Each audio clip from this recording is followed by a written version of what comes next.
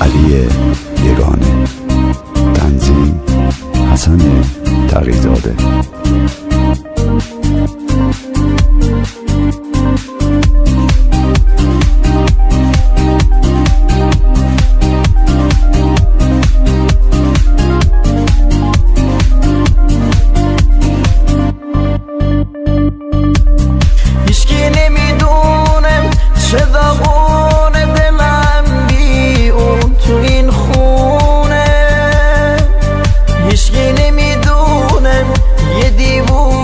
شدم حالم پریشونه، چند روز بیتابم نمیخوابم، مثل مرده تو مردابم. بی اون یه مجنونم که دیوونم، دیگه حتی نمیخونم.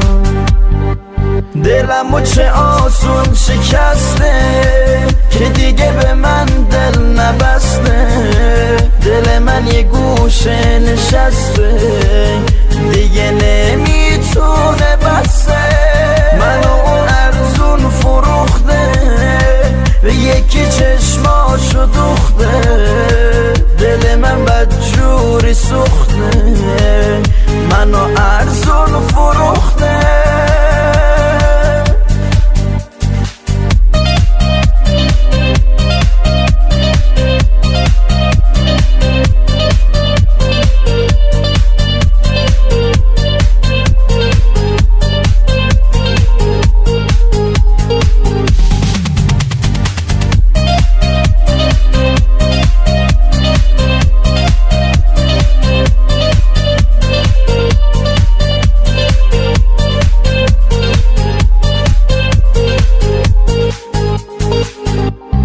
هیچکی نمیدونم چه داغونه دلم بی اون تو این خونه. هیچکی نمیدونم یه دیوونه شدم حالم پریشونه. چند روز بیتابم نمیخوابم، مثل مرده تو مردابم. بی اون یه مجنونم که دیوونم، دیگه حتی نمیخونم.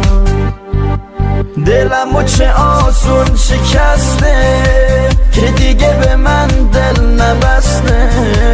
دل من یه گوشه نشسته، دیگه نمیتونه بسته.